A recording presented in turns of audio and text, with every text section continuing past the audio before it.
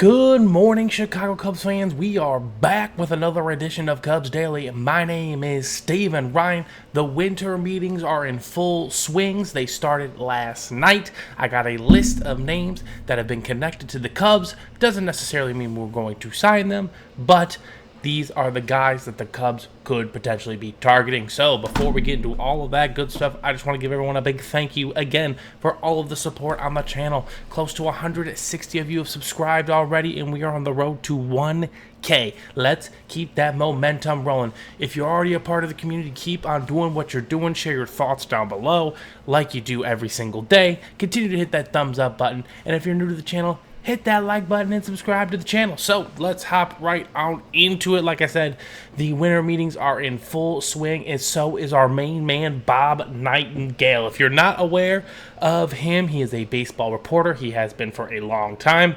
And on Twitter, he's been known to not necessarily get things correct. Maybe be a little early to the party, as we like to say. And that is exactly what happened early on Saturday. He reported that the Cubs and Zach Gallen were in agreement on a multi-year deal around $22 million. And I was actually kind of excited. I was like, okay, I like Zach Gallen. I would like to add him to the roster. But no. Our main man, Jeff Passan, said, this is not true. This is not close. He is not close to a deal, and there are other teams still in play. And then our man Bob had to respond with this, saying, update, the Chicago Cubs are hopeful of finalizing an agreement with free agent starter Zach Gallen on a multi-year deal, but the deal is not done with others still in contention. Gallen, with 3 top 10 Cy Young finishes, has averaged 32 starts a year for the past 4 seasons. Now, again, let's just talk about the main point here, right? Zach Gallen. Do I want him as a Cub? Yes, I like Zach Gallen. He was a guy I was willing to trade for at the trade deadline. But again, right, he was a rental, and I wasn't necessarily cool with giving up a lot of prospect capital to get him. But now that we can potentially sign him to a deal, this is the kind of guy I would like to add to our team. He, like Bob said, he has 3 top 10 finishes in the Cy Young.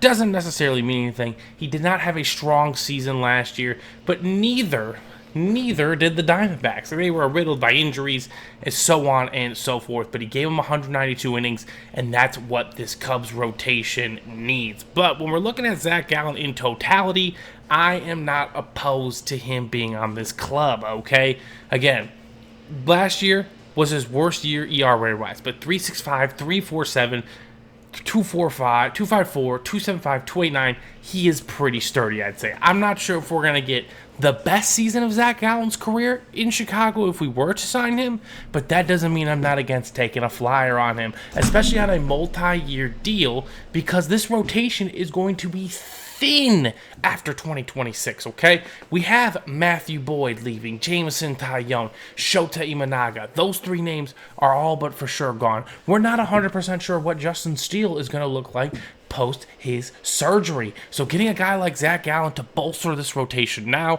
is a good quality move. And I think at $22 million a year, it leaves the door open for a lot of other flexible options, right? Another name that the Cubs still feel strongly connected to, and this is according to Cubs Bruce Levine, is that there's still a connection to Tatsuya Imai, and they're strongly in on Tatsuya Imai.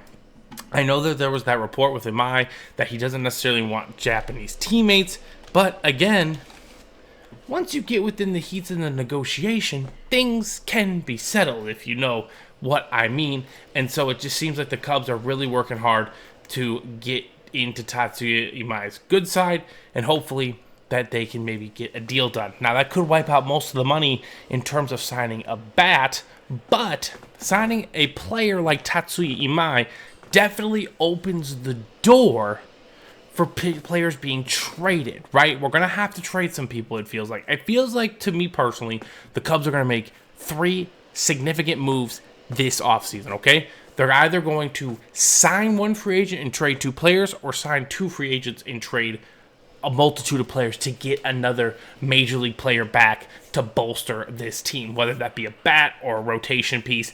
And then they're going to kind of fill in the blanks with the bullpen as it goes along. So if we sign another pitcher via free agency, we're going to have to make a move. We're going to have to trade, Again, we also have names like Javier Assad, right? Colin Ray. These are all other names that could possibly be on the move or a part of the back end of our rotation in 2026. But I think the number one prize for the Cubs is Tatsuya Imai. I think they also want to pair him with Zach Gallen and Cade Horton. That kind of be our big three for the next few seasons.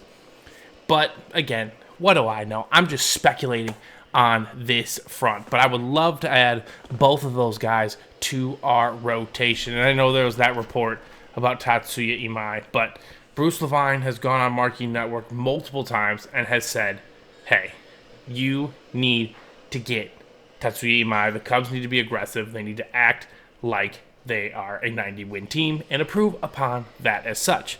Now, a couple more names that the Cubs are attached to, ladies and gentlemen. Both of the Suarezes that are available, right? Ranger Suarez, the left-handed pitcher for Philadelphia, and Eugenio Suarez of the multitude of teams he played for. But we were connected with Eugenio in the trade deadline last year. He was that big bat. I think that would have really sparked this offense and helped put him over the top. Obviously, his numbers dipped in Seattle, but we know what he does at Wrigley. I would love to see him play at Wrigley one season. And yes, would that probably relegate Matt Shaw? It would. It would definitely, relegate his role a little bit. But again, Eugenio could DH. I've talked about trading maybe, say a Suzuki before so we can let Owen Casey play. But either way, the Cubs need to make a commitment on a certain front because we've got a lot of young players that are ready to play at the major league level.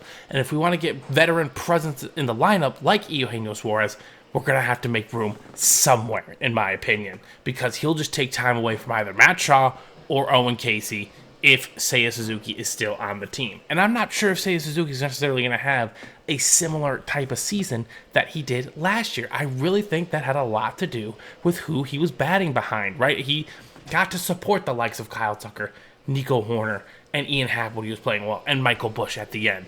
So, I don't know. The one positive thing I do like about Seiya Suzuki, though, is in his one postseason, he performed really, really well.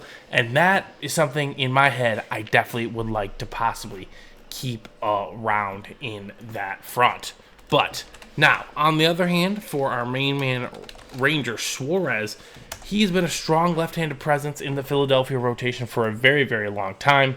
According to some articles, he is the Cubs are one of three teams that are in on him. I'm not sure how strongly, though. It doesn't feel like the Cubs are going to sign three free agent pitchers. Because, again, we already have... we could not sign another pitcher, and our rotation would be, quote-unquote, set in the sense of we have arms. We definitely do need depth. We definitely need to add more.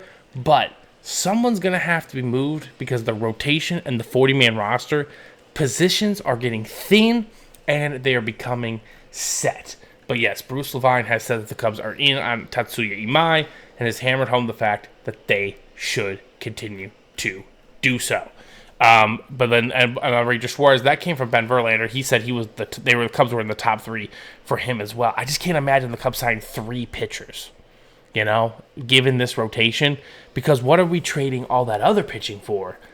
I'm not sure what players are available on the market. Maybe it's a player that we don't really know about. Again, we've heard names like Joe Adell come out there before, but trading the level of depth the pitching Cubs have, again, I'm not saying Javier Assad's a world beater, but he's a quality fourth or fifth guy in a rotation. There's no doubt about that.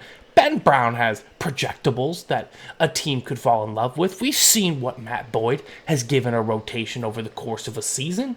Who could the Cubs pair some of these guys with to go out and get? Jameson Taillon, he has got a contract that is expiring at the end of the year. But honestly, I want to keep Taillon because towards the end of that run, he was one of the few pitchers I did trust in big moments. So, again, not saying that's a good thing, but showing that he has that ability is something I want to keep on this Cubs team for sure. So, I'm not sure if both Suarez were up for a great deal. I think the Cubs would lean more towards Eugenio.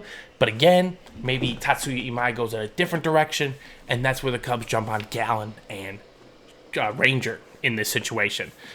So last but not least, this is another name that I've just, been constantly hearing the Cubs are still connected with. We heard it last offseason as well, and that is Alex Bregman. Just everyone keeps saying the Cubs are still checking in on him, making sure, keeping their eyes to the floor with him, or whatever the word phrasing is for him. But they definitely want to bolster their lineup. And, we talk about, right, that presence. We want to talk about replacing Kyle Tucker. Maybe Alex Bregman doesn't replace Kyle Tucker completely, but we know what Alex Bregman brings to the table on an offensive side of the ball. And again, I would be curious to see him play at Wrigley and see if he can benefit from hitting gap to gap, et cetera, et cetera. I think Alex Bregman could really play well at Wrigley Field. He plays very solid defense. Yes, would he relegate Matt Shaw to more of a utility role? But maybe that's what Matt Shaw needs, right? Maybe Matt Shaw needs a couple of those different utility roles to develop into a much more all-around baseball player. Because yes, there will be a time where whether we sign Suarez or Bregman, they're not going to be the Cubs' future for the 5 to 10 years. That's definitely going to be Matt Shaw.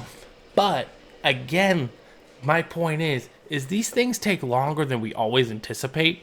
Right? We always want the draft pick or the prospect to come up, have instant success, and just be on the team for 10 to 15 years. It's never that linear. It's never that simple. So maybe Shaw just kind of needs a more sparse role in 2026 as he continues to get used to being a professional, right? He got a really quick crash course during the 2025 season, and I think he handled it really, really well.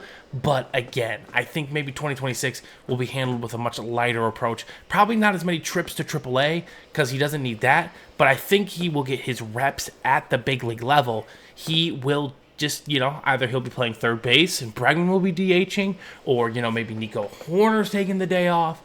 There's just creative ways you could put him in the game and still have him get those reps needed and still win baseball games. So those are the 5 names that I've generally heard this team connected to so far early on in the winter meetings. Now again, it just started literally last night, so it's going to pick up over the next few days. Make sure you guys and gals are locked on into Cubs Daily. Subscribe to the channel if you are new, as we are on the road to 1K.